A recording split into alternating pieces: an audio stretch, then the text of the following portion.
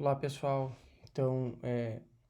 gostaria de agradecer à comissão organizadora do primeiro simpósio gaúcho sobre grãos orgânicos pelo convite para ministrar essa palestra, Manejo de Doença em Produção Orgânica, e é uma grande honra para mim estar aqui participando desse evento juntamente com o professor Luiz Rupi, onde dividiremos esta palestra.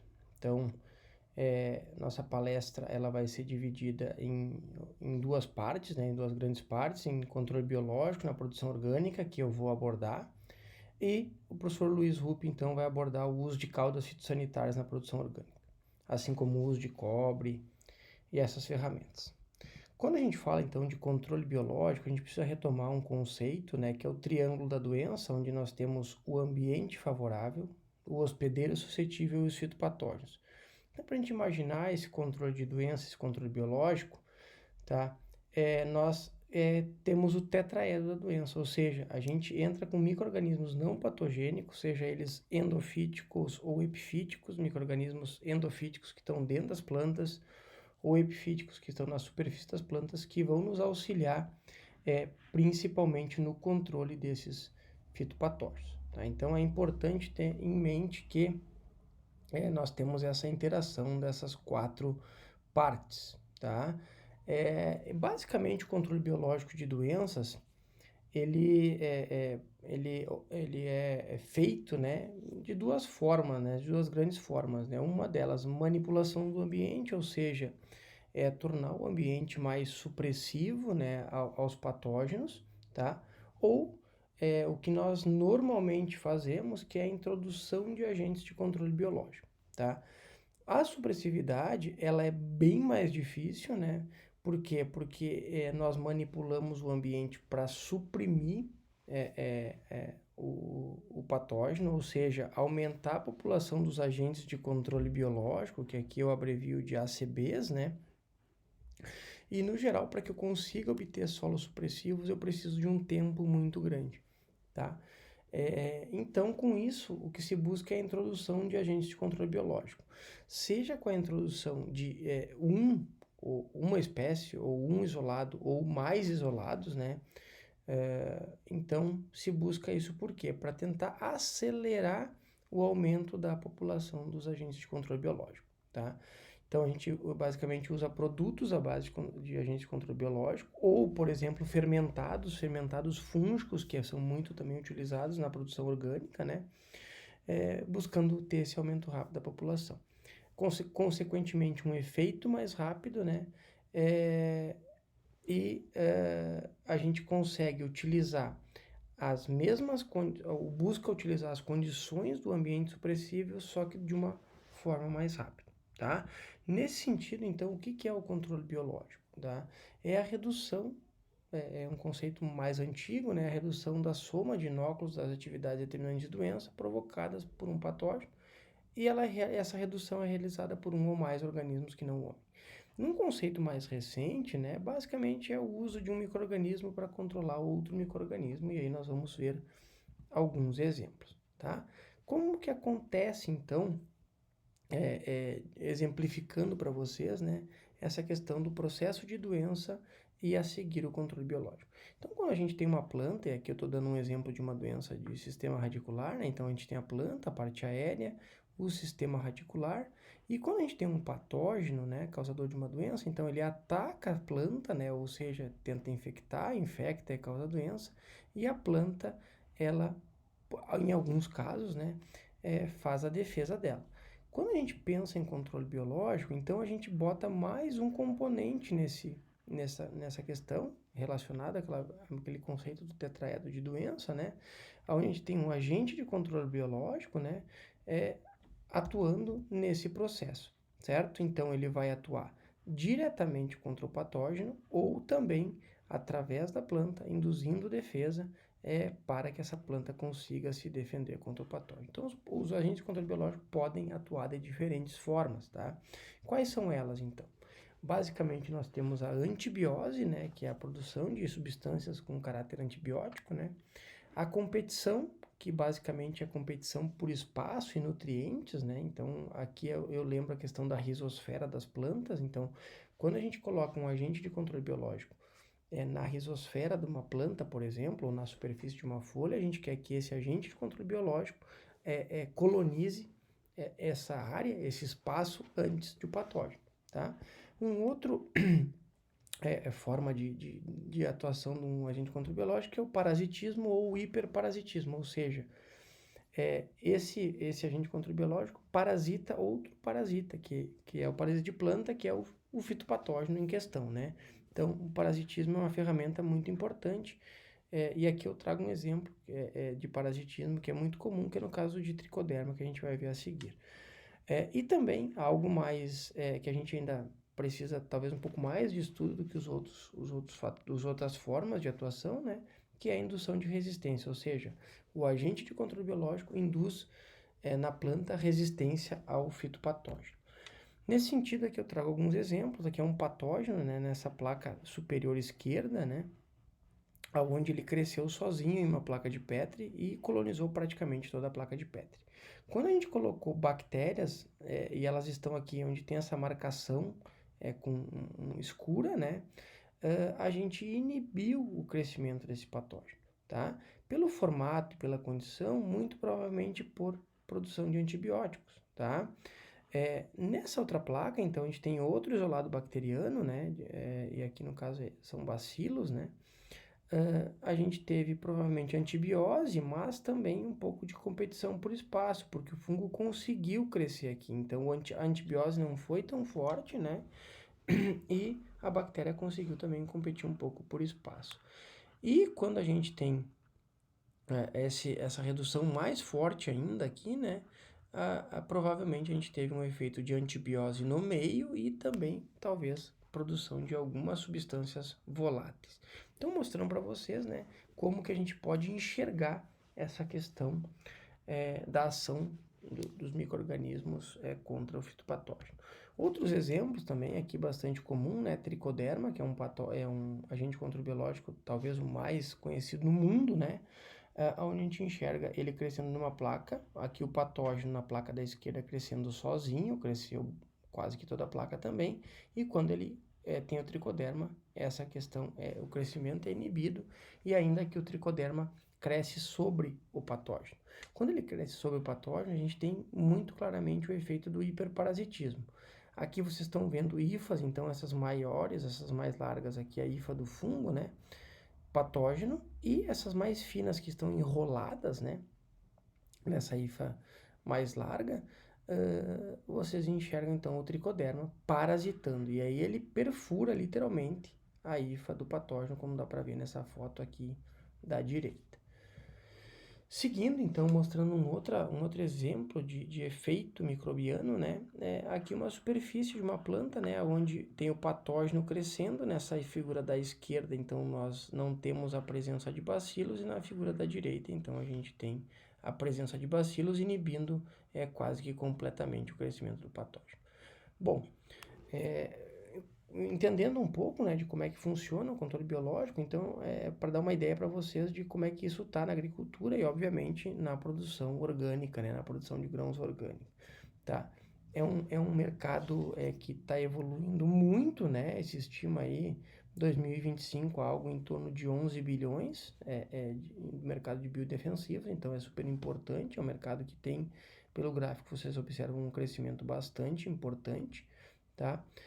No Brasil, hoje, a gente, levando em conta produtos registrados, grosso modo, o que a gente tem micro-organismos, né? Então, aí entram os fungos, as bactérias de controle biológico, nós vamos abordar, né? E já abordamos ali dando os exemplos, né? Então, para vocês terem uma ideia, então, o grosso do que a gente tem de registro e de uso, obviamente, são de micro-organismos, tá? Aqui dando uma ideia geral, né? Aqui, inclusive, produtos para bactérias, mas aqui, ó, focando em produtos para controle de doenças, os bacilos, né? Espécies de bacilos, os fungos, tricoderma aqui, pocônia para controle de nematóides, psilomices, que é purpurecilium agora também, né? Foi reclassificado, então, como controladores de nematóides, pocônia e psilomices, tá? Então, são alguns exemplos, tá? Indo para a parte mais aplicada, então onde o controle biológico tem sido utilizado? Normalmente, né, onde a perda de eficiência do controle químico, doenças de solos, nematóides, doenças de parte aérea, onde normalmente se enxerga resíduos químicos. Como nós estamos falando de produção orgânica, então o controle biológico, ele, além de ser utilizado nessas condições, ele é uma grande ferramenta de manejo, tá? Então isso é importante, tá? Olhando de forma geral, não só em orgânicos, né? E um dos grãos importantes que está sendo debatido nesse evento, né? A soja, por exemplo, né? A produção de soja orgânica. Então, mesmo na convencional, quando a gente olha o mercado de biológicos no Brasil, né? A gente enxerga que a soja ela é responsável pela principal área de uso de biodefensivos, tá? Então isso vai refletir provavelmente também na produção de soja orgânica, tá? Falando dos micro-organismos agora, né, depois nós entendemos um pouquinho essa questão de uso e espécies, qual que é o cenário para o controle? Então, para vocês terem uma ideia de história, né, em 92 foi registrada a primeira empresa especializada na produção de tricoderma, né, ainda com... E somente em 2008 o primeiro registro oficial do Ministério da Agricultura. Olha o tempo que se passou, né? E agora, de 2008 até 2022, né, o quanto esse mercado de biológicos, esse uso de produtos biológicos, vocês já viram no gráfico ali, né, evoluiu. Basicamente, esses trabalhos iniciais eram muito fortemente utilizados com tricoderma, e tricoderma é ainda um dos principais agentes de controle biológico utilizado, tá? Mas a gente tem diversos produtos microbianos para o controle de doenças, né? Tricoderma, obviamente, predomina, mas bacilos tem bastante coisa. Psilomices, que agora é Purpureocilium, tá? Mudou o gênero e é difícil um pouco de falar. Paustéria e Pocônia, tá? Então são alguns exemplos aí de micro-organismos, gêneros de micro-organismos que a gente tem na questão de controle biológico, certo? Então, basicamente, os produtos à base de tricoderma, eles são utilizados como fungicidas e nematicidas microbiológicos e também como inoculantes. Vou dar alguns exemplos ao final da minha palestra, tá? A gente tem diferentes espécies de tricoderma aí que podem ser utilizadas. E como alvos biológicos, então, fungos nematóides com principalmente organismos patógenos de solo, tá? Para ter uma ideia, então, isso aqui é uma figura que mostra, né, hoje, né, as espécies de tricodermas utilizadas no Brasil são comercializadas, né? Então a gente tem uma diversidade muito grande e eu gostaria de aproveitar esse momento aqui para falar sobre isso. Então, uma estratégia hoje no Brasil, por exemplo, é usar produtos à base de uma espécie ou de duas espécies, mas também fermentados fúngicos, onde se explora as espécies e os gêneros, é uma grande estratégia também para uso na agricultura, né, e uso para manejo de doenças em grãos, na produção de grãos orgânicos. Nós também temos bacilos, né, então também são utilizados como fungicidas e nematicidas. Uma espécie importante é Bacillus subtilis, mas hoje nós temos Bacillus amyloliquefacens, que também é bastante importante no manejo de doenças, né? Os alvos biológicos, então, dessas espécies de bacilos, fungos, bactérias, nematóides, né? Patógenos de solo e parte aérea. Então, bacilos já começa a pegar um pouco mais de parte aérea, ao contrário que tricoderma é bem mais focado em patógenos de solo, tá? Um outro exemplo, então, é Purpureocilium, né, lilacinum, que era antigamente classificado como Psilomices lilacinus, né, tipicamente nematicida, e nematóides, né, grandes problemas de solo aí também para a gente observar e tentar controlar, tá? Paustéria também, ainda com pouca utilização, é uma bactéria de uso difícil, assim, né, de trabalhar, tá? E Pocônia é um outro fungo bastante interessante para manejo de nematóides. Então, obviamente, com foco em patógenos de solo, certo? O que é importante antes de eu dar alguns exemplos para vocês de controle biológico? Vocês podem usar, por exemplo, em soja, feijão e outros grãos aí que são produzidos, né? Primeiro que quando eu vou trabalhar com agentes de controle biológico, né, os ACBs, eu tenho que mudar pensamento, ou seja, eu tenho que manejar sabendo que eu estou trabalhando com um organismo vivo muitas vezes, né? Tem alguns casos que são metabólitos, né? Mas micro-organismos vivos. Então, as condições de aplicação, né? A tecnologia de aplicação, ela é muito importante. Que momento, que umidade no solo, que umidade no ar, insolação, um monte de cuidados que nós precisamos ter, certo? Uma outra questão é a qualidade do produto biológico. E aqui eu coloco o produto biológico não somente aquele vendido por empresas, mas se eu vou fazer um fermentado na minha propriedade, tá? Eu também tenho que ter ideia da qualidade deste fermentado, tá? Por isso que quando a questão na produção na propriedade, né? Muito pessoal trabalha com diversidade microbiana e aí é interessante explorar essa diversidade, tá? E também uma outra questão que eu gostaria de deixar para vocês é o posicionamento, ou seja, que momento que eu devo usar esses agentes de controle biológico para controlar doenças. Bom, mofo branco, que momento eu vou atuar, por exemplo, nos escleróides de mofo branco? É parte aérea, ferrugem, eu vou trabalhar com bacilos, que momento que eu aplico essa bactéria para ter um melhor controle, tá? E nematóide, que momento que eu devo aplicar? Devo aplicar na cultura, às vezes no momento que eu estou fazendo rotação de culturas com a planta de cobertura, já aplicar para aproveitar o efeito da planta de cobertura que reduz às vezes a população e eu coloco um agente de controle biológico. Então tudo isso a gente deve pensar no uso, certo? Então são coisas bastante importantes que você deve levar em consideração. E por fim, então, alguns exemplos, né, mostrando aqui, por exemplo, né, feijão com tricoderma, efeito de tricoderma harziano, né? E aqui é uma visão, um conjunto, né, do efeito, né, na parte esquerda da foto para vocês, né? Então, parte central para a esquerda onde foi aplicado e na parte central para a direita onde não foi aplicado. Então, a gente vê aqui efeitos de micoparasitismo, por exemplo, mofo branco, antibiose, promoção de crescimento e rizocompetência, ou seja, colonização da rizosfera das plantas, né? E ali em cima, então, tem uma foto mostrando, né, que às vezes eu tenho isolados, né, de tricoderma que são eficientes, que conseguem colonizar, por exemplo, os escleróides de mofo branco e alguns isolados podem não colonizar. Então, por isso, voltando um pouquinho da relação do meu slide anterior, né, a qualidade do produto biológico. Qual o foco, né? Qual a eficiência? Então, isso é importante que eu tenha sempre em mente, certo? Então, aqui mostrando, né, tricoderma e bacilos no efeito, o efeito sobre escleróides de esclerotínia, né? Então, a testemunha, percentual de germinação de escleróides 92%, com tricoderma e bacilos um valor igual, né, de 64, 63, e quando eu associei tricoderma e bacilos, 48%. Então, a combinação de agentes de controle biológico também pode ser uma bela estratégia para o manejo de doenças, certo? E aqui mostrando um efeito de tricoderma e psilomices, né, Purpura helicilium, né, sobre Pratylencos braquiurus, que é o nematóide de lesão radicular, que é super importante nos grãos, né, nos cultivos de grãos. Aí. Então, tem percentual de redução na população, né, aí de 30% a quase 60%, tá?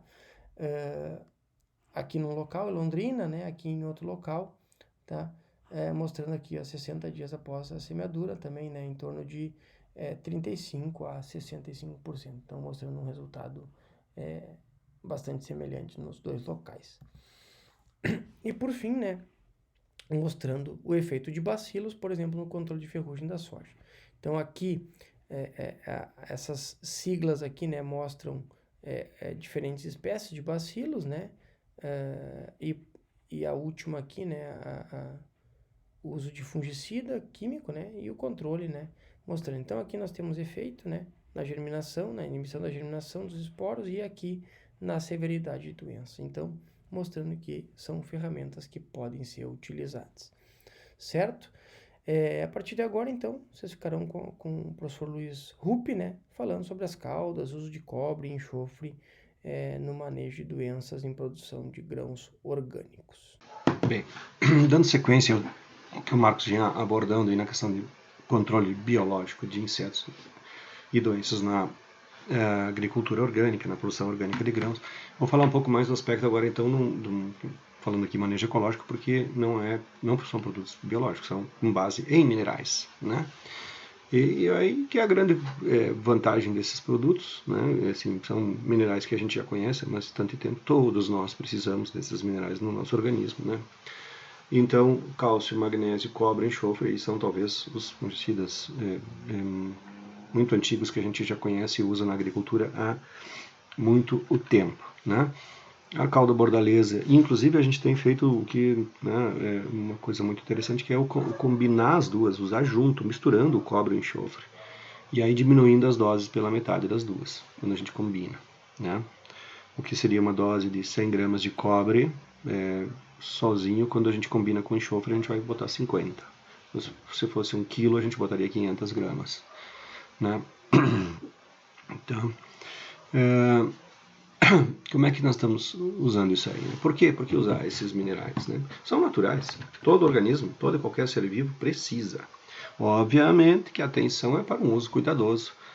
Tanto o cobre quanto o zinco, por exemplo, esses dois são metais que podem acumular no solo e em nossos organismos vivos. Para o zinco não temos limite, mas para o cobre nós temos um limite para a produção orgânica, que é 6 kg de cobre por hectare, de cobre metálico por hectare ano. Né? Então, esse que é o cuidado. Isso significa o quê? Em 24 kg de sulfato de cobre, vezes 25%, eu terei os 6 kg. Mas a gente não vai usar isso numa lavoura anual nunca. Isso aí é coisa de uva, de tomate, né? E olha lá, a gente não precisa nem isso mais na uva nem no tomate. Né? Então, esse limite que tem que ficar atento. Né? Então, um hidróxido geralmente 55% de cobre metálico, uma cauda bordaleza é 25% de cobre metálico. Então, botei 1 kg, eu tenho 250 gramas. Botei 1 kg de cauda bordaleza. Botei 1 kg de hidróxido, eu botei 550 gramas de... Né? Só que as doses de hidróxido geralmente a gente usa menos, né? A gente usa menos, mais baixas doses. Porque tem justamente o dobro de metal e um metal cobre. Tá? E por que usar tanto o enxofre quanto a cauda bordaleza na agricultura orgânica, na agricultura ecológica? Com toda essa avalanche, vamos dizer assim, com toda essa coisa boa, positiva que vem vindo dos biológicos aí, oferecendo soluções eficientes para a agricultura de um modo geral. Porque são ferramentas complementares de manejo, né? Rotação das práticas, pelo próprio custo baixo e por um aspecto que a gente às vezes, né, no nosso caso aí, Marcos podia até explicar melhor, na cultura da uva, um bacilos embaixo do plástico, para controlar o oídio, quando a temperatura estoura, vai lá em cima, ele para de trabalhar e aí a gente perde, né, perde ação por condições ambientais extremas. O que entra aí? Entraria uma cauda base mineral, não um parreiral coberto, buscar outra alternativa, mas isso pode acontecer a campo, né, como aconteceu muito nos últimos verões nossos aqui, com altas temperaturas que a gente viu acontecendo. Né? Então, dentro dessa perspectiva aí que eu acho que está assim, o lugar para colocar e usar essas práticas, essas caudas tradicionais aí. Né? Um conhecimento que está aí acessível, né? Que tem vantagens, que tem desvantagens, mas está aí acessível e todo mundo pode fazer e usar. O que é a cauda bordaleza? Para quem não conhece, aqui na região da Serra a gente usa muito, conhece muito, né? Mas é uma solução química, né? Composta pela dissolução de sulfato de cobre, ou seja, eu tenho que pegar um sulfato de cobre, dissolver em água, né?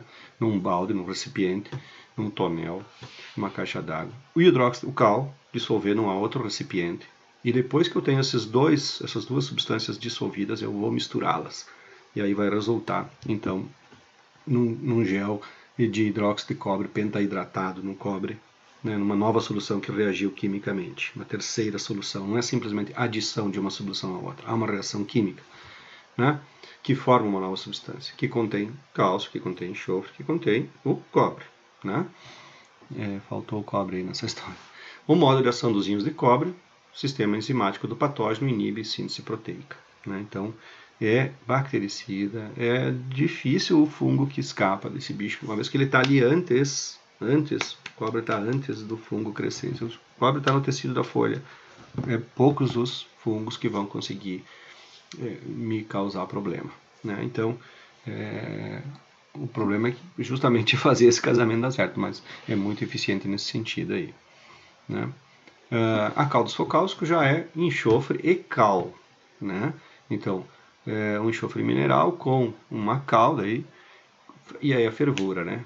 A fervura, cal virgem, pode ser hidratada também, fervura. 4 horas aí uma calda caseira, fazer em casa, posso fazer. Né? Tem receita aí, fico fervendo, aí fazia antigamente muito isso aí. Tá? Mas é 4 horas de fervura, mexendo toda hora, botando água de novo e e fervendo e tá. E fica uma calda que vai ficar aí de 22 a 24 graus Balmer, feita em casa. Agora eu vou comprar uma calda pronta, barata, mas mais barata que água, a 28, 32 graus Balmer, né? Então, até com um rendimento melhor na hora de diluir, de pulverizar. Tem inconveniente a calda focáustica, tá? Isso aí é um produto que é cáustico, é pH, sabe, alcalino, né? É sódio. Então é perigoso para a pele, olhos, tem que proteger. Isso aí, não, usar viseira, usar máscara, né? Roupas impermeáveis, porque isso aí, e fedido, fedorento. Então ovo podre. Então o Cúmulus tem um produto que é um enxofre pronto, que é um substituto muito bacana que não tem esses inconvenientes aí, né?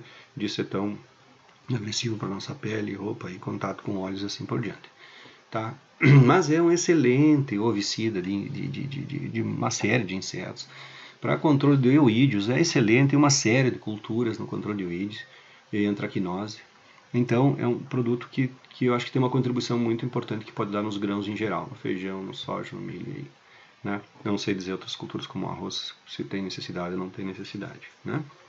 Tá? O que são essas caldas tradicionais à base de enxofre e cobre? Bom, então a tradicional calda bordaleza, já falei aí que repele fungos, bactérias, alguns insetos, repele epicalta, burrinho. Caldas focáustica para tripes e ácaros é desalojante, ela toca embora. Né? Para oídio é excelente, né? Para os oídios de um modo geral aí das diversas culturas. Né? E que são os substitutos mais utilizados do ponto de vista comercial e prontos. Esses são os cúmulos, como enxofre e cossite com cobre, mas tem outras tantas marcas aí de produtos prontos também, tá? E a gente usando aqui a dupla cobre e enxofre misturado, reduzindo 50% da dose de ambos, né, com as mesmas funções e melhorando até a eficiência. Até a eficiência em alguns casos para sarna, para milho na uva, para sarna na macieira, para doenças no tomate. A gente viu melhoria da eficiência do cobre ajudado pelo enxofre. Tá? Então, um trabalhinho aqui com a calda bordaleza, né, numa antracnose na soja. Tá? Então, com 500 gramas foi suficiente. Né? Tratamento com 500 gramas, não precisa botar 1 quilo, não precisa botar 1,5 kg. Né? A ureia não ajudou nada, tratamento controle, ficou, né, um trabalho aqui de um rapaz aqui no Centro-Oeste, Campos Júnior, em 2018. Né? Um trabalho aqui com oxicloreto de cobre, tá? Testemunha sem tratamento, com um tratamento químico. Tá? Quando usou 294 gramas de cobre no oxicloreto, aí não deu resultado interessante, deu um controle muito baixo. Mas quando foi para 588 e 882, já deu um tratamento igual ao químico. Tá? Na severidade, no controle, na área de progresso, desfolho. E nem precisa chegar, né, nos 800, pode ficar com uns 588 gramas do oxicloreto. Tá? Um trabalho do Paraná também, as horas em 2019, da Federal Tecnológica do Paraná. Né? E uma experiência de um produtor aqui, que tem uma pequena parte de produção orgânica de soja, mas usa na produção de soja convencional dele, por isso que a gente está atrás aqui. Que a calda bordaleza é excelente e barato para controle de ferrugem asiática na soja, né? Que é 1 kg de cobre por hectare, né? E meio quilo de cal. Aí corrigindo o pH, como eu falei antes, 200 litros de calda por hectare com um bico mais grosso, agitação constante, porque senão a calda deposita, precipita.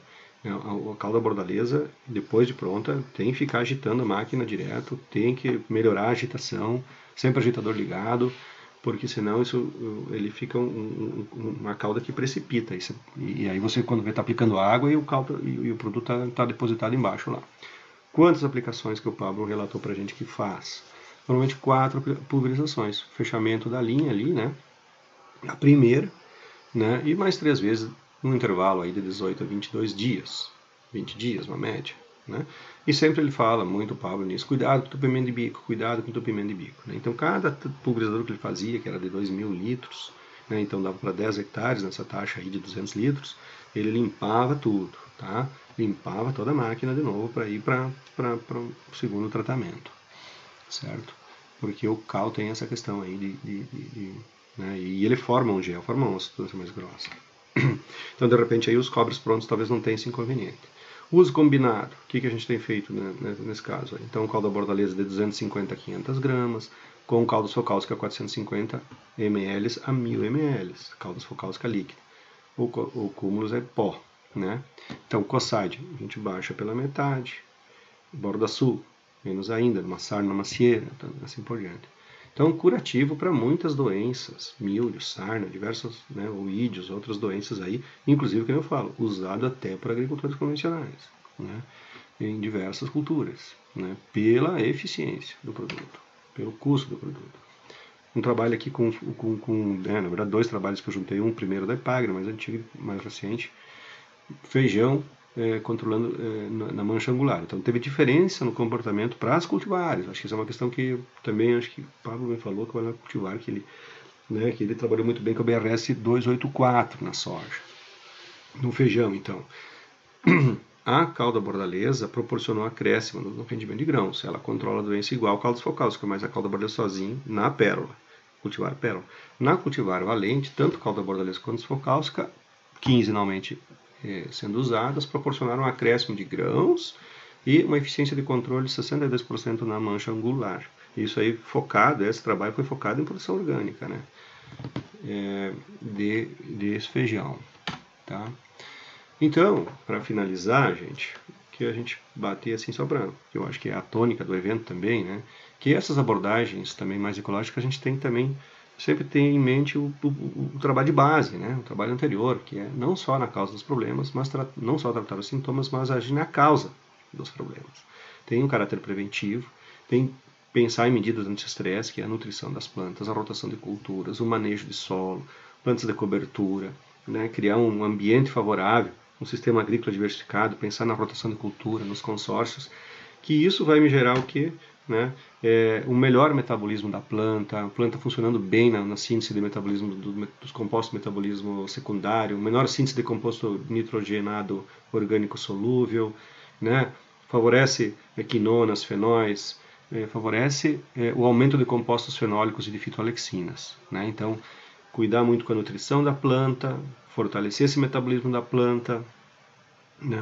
Para que a gente possa ter uma cultura saudável que é gerada por um agroecossistema saudável, tendo um melhor controle de pragas e doenças, também aumento da fertilidade do solo e cultura saudável num ciclo que vai, né, permanentemente, virtuosamente, contribuindo para que cada vez mais a gente tenha uma produção orgânica, ecológica, cada vez mais viável e sustentável. Né? Muito obrigado, galera, rapidinho, né, pelo seu tempo, Benjamin, obrigado pelo convite, parabéns pela organização de eventos. Acho que a gente precisa, né, fortalecer, aproximar aí as nossas instituições para desenvolver trabalhos conjuntos. Os desafios são muitos, as necessidades são bastante. E obrigado pela oportunidade de estar contribuindo aí com vocês. Um abraço.